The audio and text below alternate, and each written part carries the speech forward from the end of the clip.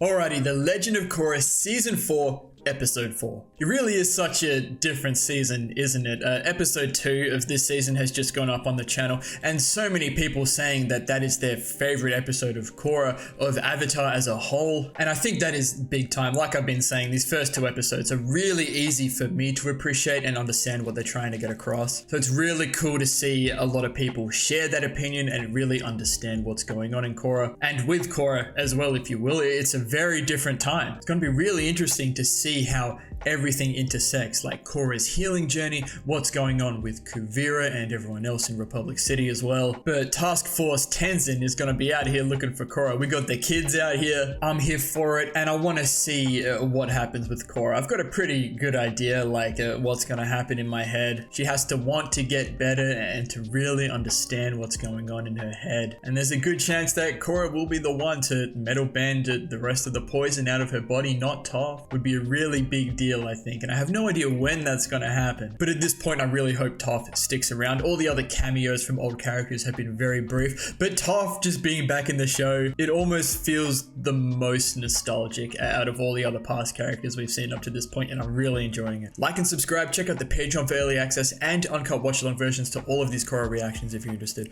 And with all that being said, enjoy the video. Chapter 4, The Calling. Talk to me then.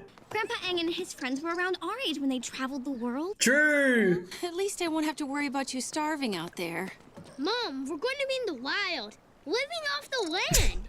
We don't need your food. Should probably take it anyway, Milo. Well, I guess we're not officially on the road yet. So he even looks like when Aang started to grow hair in season 3. Oh, I completely forgot they had a fourth kid. Good luck, and be careful. Remember, Janor is in charge. Yeah, she a master. It's a good scene, man. Ooh, I like this. I'm getting the vibes we're spending a lot of time with the kids this episode. I've been holding my pee for an hour. Wait, didn't Aang do that one time too? Maybe? If you get through to Korra, tell her I said hi. Do you feel anything yet? What's taking so long? Icky! Janora's spirity powers are broken and she doesn't know where Korra is. My powers are not broken. Oh, no parents around. This is gonna be great. Enough chit-chat. You can hold the picture of Korra I drew. Wow! I didn't know you could draw. You don't know a lot of things about me, sister. Did he really draw that? Wait, Milo might be that guy. Better drawer than Sokka, that's for sure. Well, aren't you an adorable little thing? I'm not adorable. I'm dangerous. This never happened. Let's split. I get a bit of Toph from Milo too. The Avatar? We still have one of those? Hey, yo. Oh no. Can I trust you? I guess so. I'm on a top secret mission to find the Avatar. Top secret mission, huh? Yeah, it's been pretty dangerous. I've seen something. I'm Milo. What should I call you other than beautiful? I'm Tuyin. Looks like you gotta get back to your mission. Good luck, Milo.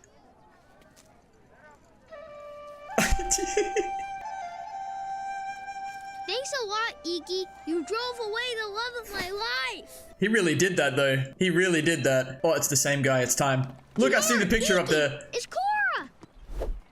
It's just a photo of Korra. Iki, this is all your fault. What? I didn't do anything. Exactly. You need to start pulling your weight. Yeah, I love Milo. Remember when he used to be so nice and sweet? Nope. No? Tell me the story about how you taught Aang to earthbend. What's Ooh. there to tell? I threw some rocks at the Avatar, he got all whiny, and Sokka fell in a hole. That's facts. No, that's exactly what happened. What about the time you guys took down the Fire Lord? That must have been epic! Oh, yeah. It was hot. I was on a blimp, and I think a giant turtle showed up. Is she right? Okay, you're terrible at telling stories. You're terrible at listening to them. I'm so happy, man. Take the path till you see the boulder with a hole in it. The boulder. Make sure you get the big slimy ones. They're the tastiest. Nah. I don't do slimy. Where's all the food Mom gave us? I threw it in the river. You did what? Enough whining. Pokey and I will go find some grub. My name's Milo. I like to throw away food and fart at inappropriate moments. I'm Janora. I'm so above it all because I'm meditating all the time. Oh, icky. Oh, I'm sorry. I didn't see you there. Instantly changes character.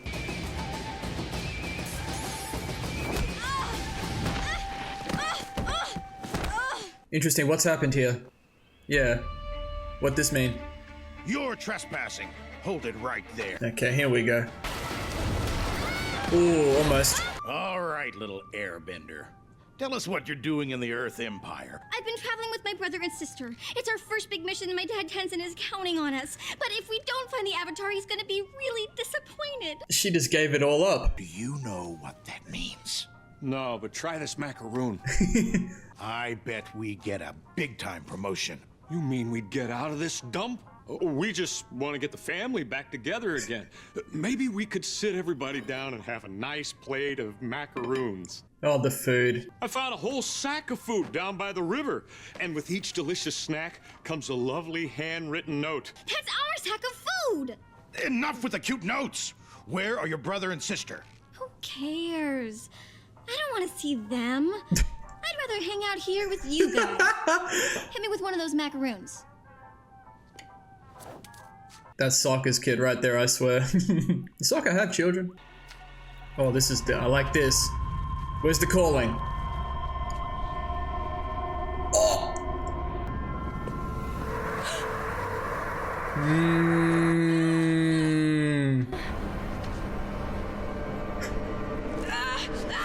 And the worst of them all.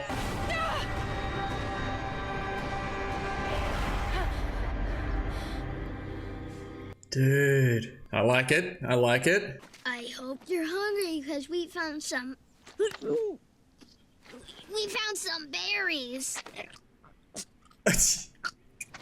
Ew, why they gotta do that? Looks like you got some bad berries. Pokey! So much for living off the land. Did you run into Iki while you were picking your poisonous berries? No. What? Did she run off or something? I think so. Great. Now I gotta go find the Avatar and her. This isn't only your mission, Milo. I thought we were doing this as a family. He's just upset because Kuvira's taking all the troops to Zaofu and we had to stay here. Zaofu. It's tough to be left out, huh? Oh, I know okay. exactly what you're going through. You do? My brother and sister are always leaving me out of fun stuff. We're supposed to be looking for the Avatar together, but they won't even let me help. Well, that's not fair. Feels very The Last Airbender, this kind of thing. If anyone saw her, they would have reported it. What about this place? The swamp. You're a valuable member of the team and you have a big heart. I know you're gonna find her. I feel like they were being pretty genuine at the end there. I had everything under control. I just found our food, and I have an idea where Korra is. I mean, she right. Then let's get going. Hold on. Oh, she gonna leave them notes, for Sorry, sure. my brother Oh, and some sister food. knocked you out. Nice chatting with you.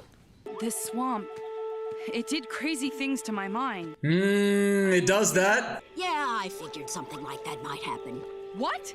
You wanted me to see those visions? Look, I know you want to get better. And so does the swamp. It'll teach you what you need to learn. If you're open to listening. I think this is why Toph came here as well. You said you saw your past enemies. Now, why do you think that is? Because they've made me and a lot of other people suffer.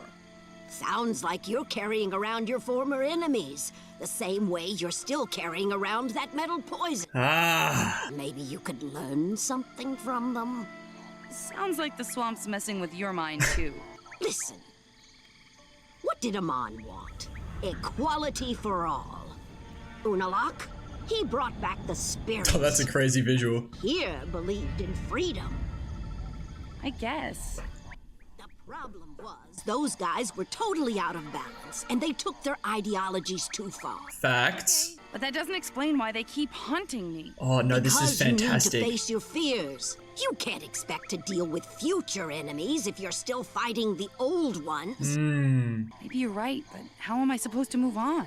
Boy, you avatars sure need a lot of hand-holding. I hope Toph specifically, or someone, says what I'm thinking about all this. Otherwise, I'll talk about it after the episode. Figure if Korra's not feeling good, she might come to a spiritual place like this to get better. Oh, here we go.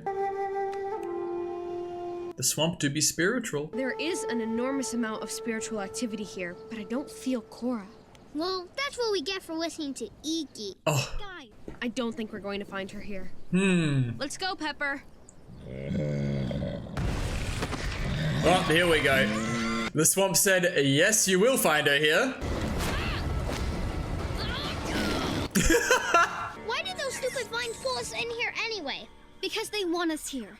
I'm telling you, Korra's got to be close. Ah, yes. I remember this tree. Oh, shit. Your problem is you've been disconnected for too long. Uh-huh. Disconnected from the people who love you. Uh-huh. Disconnected from yourself. Uh-huh. I was thinking maybe that's why, Jinora can't find Korra. Oh, I was hoping they would do this. This happened with Aang. Now, is she gonna see the kids? Yeah. Korra! I know where Korra is! I can't believe it! I saw Jinora, Iki, and Milo. They're here! Good. Hopefully they're here to take you home. Oh, yeah. They take Toph too, man. Yeah, it's time to go and be with the homies, Korra. Oh, stop it. You're gonna make me cry. Aww. Aw, homies. We missed you so much, Korra. I missed you so much, too. Jinora sensed your energy. But we never would have been here if it weren't for Iki. I never would have Milo? stormed off and found those soldiers if it weren't for Milo. Oh, in their own way. I guess it was a team effort. There we I go. love your hair. It's so you. This is Milo, Jinora, and Iki, Aang and Katara's grandchildren. Your grandpa was a real pain in my butt. Cranky, old, blind. You must be Toph. Uh-huh. Oh, I like this one. Yeah, I knew you would. Kuvira is taking over the Earth Kingdom. You have to stop her. I don't know. I'm not the Avatar I used to be. Please, Korra. The world needs you back. Yep. All right. I'm ready. I'm not bending it out of you. You gotta do this on your own. Is it happening now? Clear your mind. And don't freak out like last time.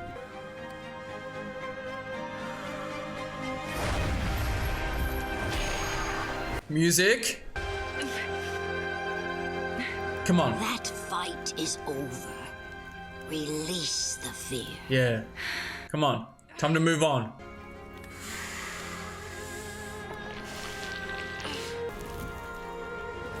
Oh, here we go. Here we go. Oh, let's go, Toph. Seal that shit up. Well done, Korra. Oh, shit. She's back. I feel so much lighter. Thank you so much for helping me. I'd like to give you a hug now. You earned it. Oh, Toph. Finally, some peace and quiet. I hope we see her again, man. But that was really good. Okay. That's a really good episode. I really love what they're doing surrounding, all of this stuff. All right, so a couple things I want to get out of the way first. So this felt very The Last Airbender, this episode. I hope I'm not reaching too much, but I felt like there were a lot of references to The Last Airbender. Even just with Milo, Iki, and Jinora, going off, they referenced it themselves. The kids in The Last Airbender were about their age. But I feel like even things like Jinora trying to meditate and then getting interrupted, that reminded me of Aang, I think towards the end of season 1, and then Milo, having to run off to pee. I think it was meant to be really subtle, especially with Toph being around and just the way the kids came into conflict with one another, but it all ended up working itself out within the episode. That happened a lot in The Last Airbender. And the other thing is, I actually saw a post, and this is purely coincidental, I think, about how visually, if you pay attention, Korra supposedly has lost a lot of muscle mass over these 3 years while she's been inactive. And I've noticed how buff Korra was, especially in the last season. But I was really trying to pick up on that this episode. But the first thing I noticed was when the kids see the picture of Korra that was 6 months ago, like her shoulders are there, man. So she definitely still looks jacked, but there were definitely some shots this episode, definitely towards the end, where you can kind of see it. I just really enjoy that little attention to detail. Anyway, let's move on, because this was a really good episode. So the kids go through their own little family arc here. I won't spend too much time talking about it, but they all have their own ways, you know, like Milo is just this absolute legend. He's wants to take charge. Iki's kind of feeling like she's always left out, like Chinora's a master, very spiritual. Milo's just very confident in this guy, and Iki's just kind of, well, I guess she's the middle child, isn't she? Even though there is the fourth child they had as well. But they all kind of do their own thing, and it all kind of works out. But it was nice to see them all come together at the end and realize that them being themselves pretty much led them to Korra, and they did kind of do it as a family. So that was nice. Now, Korra and Toph. Now, I really like what Toph was saying about the villains, what Amon, Unalaq, and Zahir were doing. Because when you look at what they wanted, the equality of bringing the spirits back, freedom, these are all good things, no? And it's something I noticed about all three of the villains. They all wanted something good, but they went way too far with their ideologies, like Toph says. So Toph saying to Korra, maybe she can learn something from them? That's huge, like that's big time. Like, look at what they were trying to achieve. Don't look at how they were trying to do it, but look at what they were trying to get. And what's funny is that out of the three of them, like, we actually got something from Unalaq. Like, we actually got the spirits back. Like, that wouldn't have happened if Unalaq didn't try to do what he did. And who knows how long Toph's been here at the swamp at this point, but she's been out here searching for enlightenment, you know? And who would be better at listening to something like the swamp than Toph? Even though she might not necessarily be spiritual, she's so connected, like to the ground, you know? She'd be able to feel all of it. So I really wonder what Toph has learnt about herself. I would love to see her pop up again, have an interaction with her daughters, because I feel like there is still something to potentially be resolved there. Even a little Toph and Katara reunion, that would be cute. And big time when Toph takes Korra, you know, to the big tree, talking about how Korra has been disconnected, not just to the people she loves, but from herself as well. And something I was thinking about was maybe Jinora can't find Korra, even though she's here, because Korra's like not herself. She's not connected with herself, like with the avatar state, like with her spiritual side. And the second that Korra like touched the roots and got connected with the swamp, just like Aang did back in the day, that's when Jinora could sense her. So I feel like there was a little something there. I really like it. And a really nice reunion scene as well. I appreciate that. This stuff gets me choked up, man. Very easy to put yourself in Korra's shoes here. Like, she's been isolated for so long, then she's gone off on her own. She's so unsure. And to finally see, you know, three people that she's familiar with, that she's really attached to. And it's great that it's the kids. It's not Marco, Bolin, and Asami. It's not Tenzin. It's the kids. Very unique way of doing this. And I'd love to know what prompted them to make it so it was the kids that found her. There's a certain innocence about it, you know, like, because they're so young. And I do want to mention Iki's little scene with those two Earth soldiers as well. I wonder if we see them again somehow, because I do like how I'm pretty sure they were all pretty genuine towards the end of their interaction. Maybe these two soldiers will remember Iki, and that, you know, she left some food for them, and how they were all able to like identify with each other, like about being left out. I think that's also there to kind of help you remember that this whole Kuvira thing is going on as well. And I said in the intro, I wasn't sure when Korra was going to remove this poison from herself. If they left it towards the end for it to be this big epic thing and then she unlocks the avatar state, I could see that happening.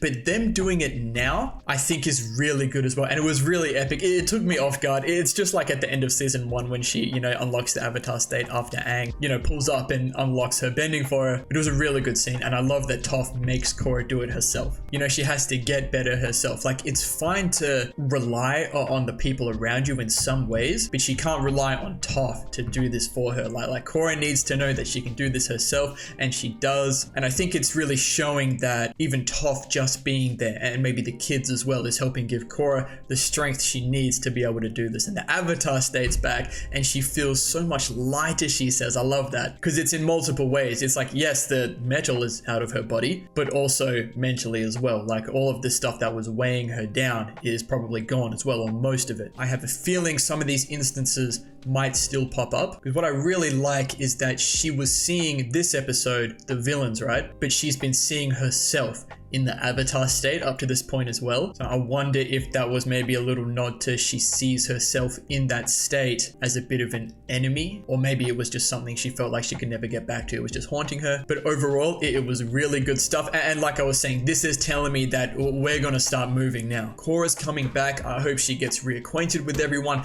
I hope we all get on the same page about what Korra's been dealing with. I imagine everyone's going to be really understanding. I imagine Asami's going to be very understanding. And Mako and Bolin are still beefing a little bit, but I think independently they'll be understanding as well. And Tenzin as well. Oh, this is gonna be good, man. Like, Korra and Tenzin's relationship is like one of my favorites in this whole show. But these last 3 episodes specifically, paying a lot of attention to trauma and PTSD, mental issues, and like all these sorts of journeys has been so different to anything we've experienced in Korra and The Last Airbender. I get the vibe we're gonna move past that now. There's only 8 episodes left, not counting the recap episode that people have advised me to watch. So I will do that. People are saying it's not quite Ember Island Players, but it still has its part. But I feel like it's really time to build up Kuvira as the antagonist. It's funny how I feel like villain is almost too strong of a word for Kuvira at this point, but we'll see what happens. But I don't mind an entire episode devoted to Korra, you know, getting reacquainted with everyone, getting the context of what's going on, and then we'll really start the build up to whatever the finale is going to be. So thank you all so much for watching. If you enjoyed, please leave a like and subscribe to the channel if you want to see more. And as always, please continue to leave your comments and feedback down below. You know, I always appreciate it. We'll see you all in the next episode of The Legend of Korra.